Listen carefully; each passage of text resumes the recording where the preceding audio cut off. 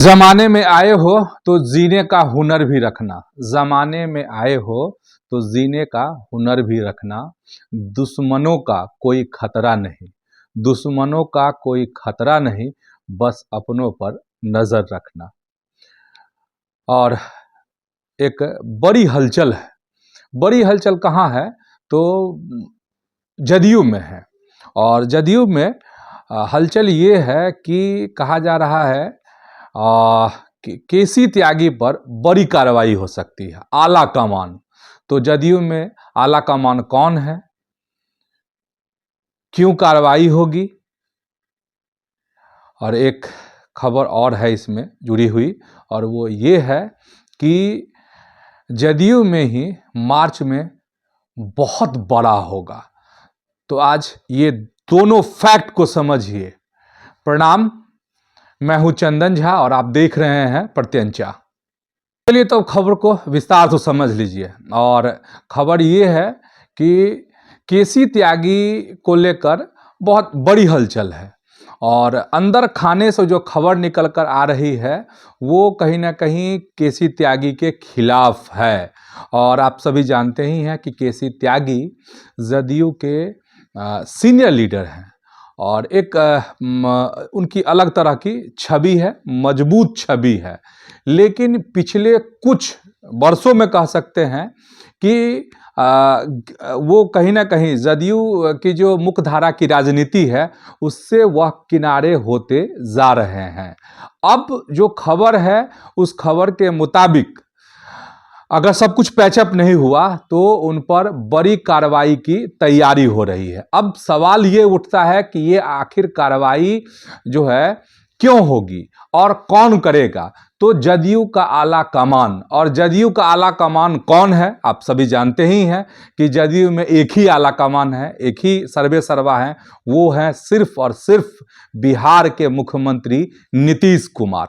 तो ऐसा क्या हो गया है?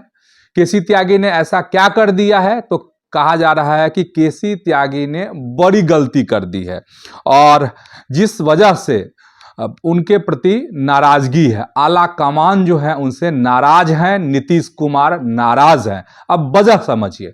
देखिए, वजह यह है कि आईपीएल 2026 आप सबको पता है कि मार्च में होना है। और कुछ दिनों पहले एक विवाद उठा था कि बांग्लादेश के खिलाड़ी हैं कौन? तो मुस्ताफिजुर रहमान, उनका सिलेक्शन हुआ था किस में? तो केकेआर, जो शाहरुख खान की जो टीम है, जिसके मालिक शाहरुख खान है, कोलकाता नाइट राइडर्स की टीम ने उन्हें खरीदा था। उनकी बोली लगी थी, ऑक्शन हुआ था और उसमें शाहरुख खान ने उन्हें खरीद लिया था। कितने में? तो 9 करोड़ 20 लाख में। लेकिन बांग्लादेश में क्या हुआ कि हिंदुओं पर अत्याचार हुए, जिस तरह की वहां से बांग्लादेश से जो खबर आ रही है। और इसके बाद लगातार इन दिनों आप देख रहे होंगे कि बांग्लादेश से इस तरह की खबरें आ रही हैं।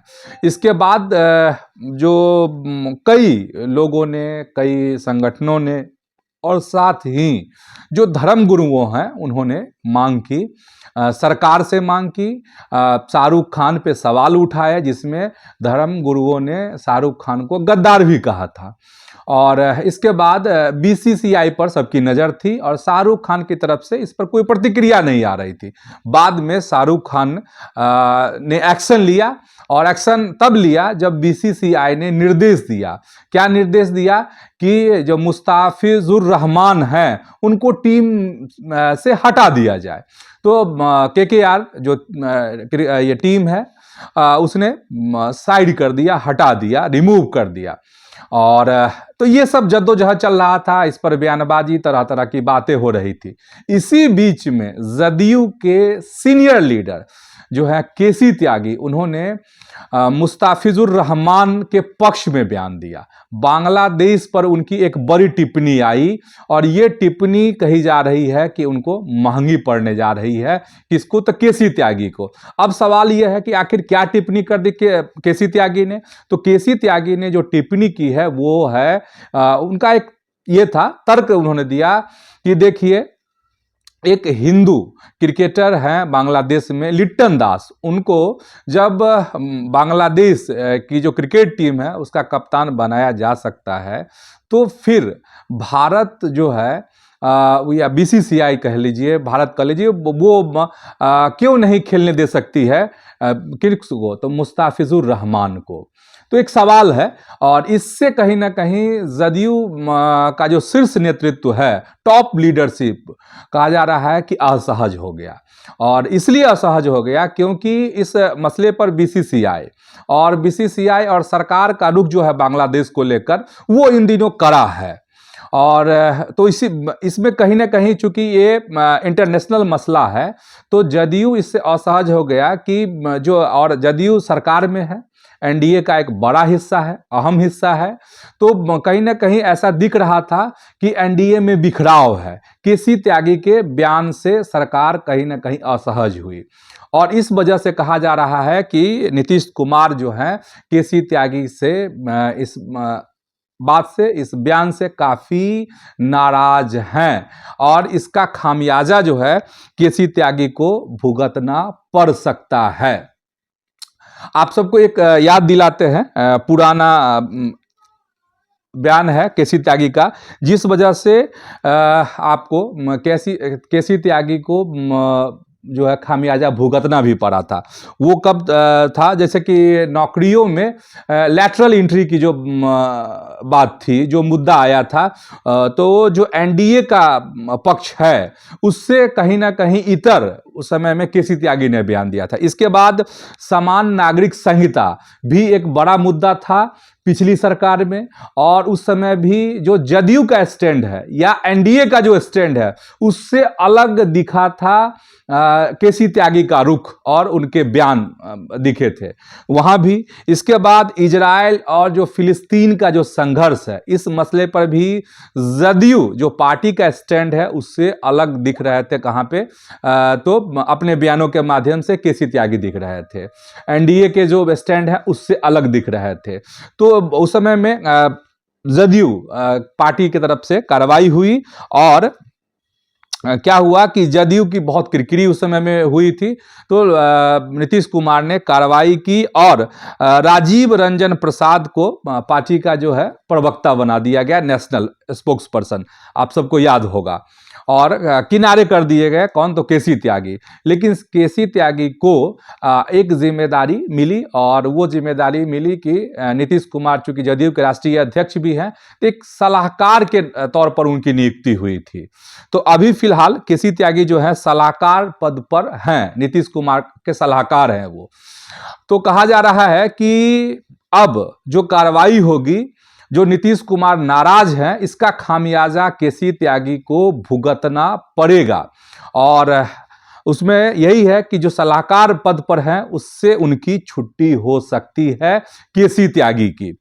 और केसी त्यागी आपको हम शुरुआत में कह ही चुके हैं, और कि बहुत एक अलग तरह की केसी त्यागी की छवि है।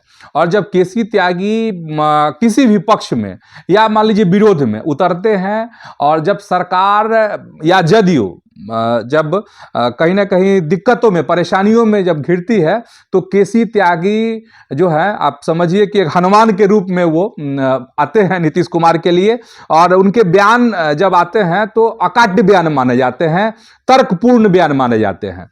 लेकिन उनके इस बयान से बांग्लादेश के खिलाड़ी के पक्ष में जिस तरीके से उन्होंने अपनी बात रखी है, और उसका असर जो हुआ पार्टी, कहा जा रहा है कि जदयू की इससे किरकिरी हुई है, और कहीं ना कहीं एनडीए में जदयू जो है एक किनारे में दिख रहा है इस मसले पर, और इससे जो असहज हुए हैं नीतीश कुमार, इसी वजह से वो नाराज हैं, और केसी त्यागी पर बहुत जल्द और बड़ी कार्रवाई की तैयारी जदयू के अंदर खाने चल रही है।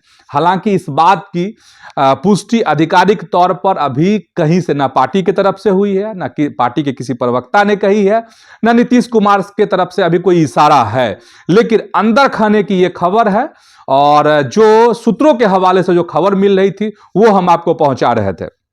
और इसी में जदयू की एक खबर और है, जो हमने शुरुआत में कहा है कि मार्च में कुछ बड़ा होने वाला है। तो बस एक दो लाइन में आपको बता देते हैं कि वाकई में मार्च में जदयू में बड़ा होने वाला है। और बड़ा क्या होगा तो उसको समझिए, मार्च में राष्ट्रीय कार्यकारिणी की मीटिंग होगी दिल्ली में जदयू की। उसमें कुछ बड़े फैसले हो सकते हैं।